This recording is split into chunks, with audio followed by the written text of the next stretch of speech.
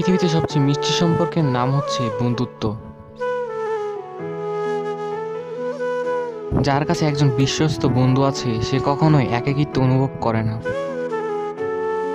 বন্ধুরা ফুলের মতো, তারা তোমার জীবনে রং যোগায়। বন্ধুত্বের মধ্যে এমন একটি নিবিড় ভালোবাসা আছে যা অন্য কোনো সম্পর্কে নেই। বিশ্বস্ত বন্ধু হচ্ছে ছায়ার মতো, যে বিপদ আপদে পাশে থাকে। বন্ধুত্বের সবচেয়ে বড় উপহার হলো বুঝতে পারা আর বোঝাতে পারা। বন্ধুত্বের কোনো ধর্ম থাকে না, শুধু মনের মিল থাকলেই যথেষ্ট। পার্থক্যটা তোমার নিজের ভাবনায়, নইলে বন্ধুত্ব ভালোবাসার থেকে কম নয়। বন্ধুত্ব হয় ওয়ান টাইম, বাট সত্যিকার বন্ধুগুলো টিকে থাকে লাইফ টাইম।